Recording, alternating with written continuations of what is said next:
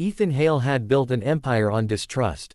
People lied. People used. People left. That was the lesson life taught him, so he tested everyone who dared to come close. But on the night he pretended to sleep to uncover the truth about the maid's daughter, he discovered something that shook the foundations of his guarded heart. Ethan was the kind of man who seemed carved from marble, cold, sharp-jawed, and unapproachable. A billionaire before 35, he lived in quiet luxury inside his mansion perched on a hill overlooking the city. He trusted no one except old Mr. Lawson, his butler, and Margaret, his longtime maid. Margaret's daughter, Grace, had recently come to stay with them after losing her job. She was soft-spoken, with warm brown eyes and a spirit too gentle for her own good. Ethan barely noticed her at first. That changed after the night he overheard a conversation between the kitchen staff saying Grace might be after his money. His chest tightened with suspicion. He had seen this story play out too many times. So he devised a test.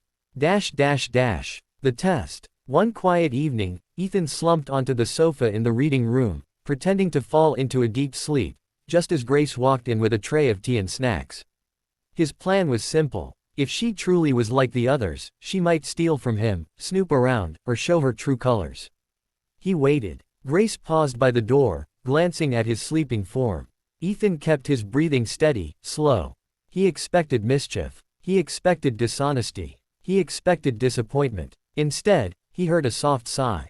She set the tray down and spoke, very quietly, as though she believed he couldn't hear. Greater than, "You look so tired, I wish someone would take care of you the way you take care of everyone else." Her voice was filled with genuine concern. Ethan felt something pinch inside his chest. Then she did something he never imagined. She draped her own shawl, thin and patched though it was, over his shoulders to keep him warm. Not the expensive blanket folded 2 steps away. Her shawl. The only one she owned. He nearly gave himself away right then. But Grace wasn't done. She gently massaged his temples, whispering a prayer for peace over him. No ulterior motive. No greed. No curiosity. Just kindness. When she walked out, closing the door quietly, Ethan opened his eyes, confused, shaken, and unprepared for the warmth spreading through him. He didn't know it, but that test would be the first of many challenges to follow. A growing connection. Over the next weeks, Ethan found himself observing her more and more.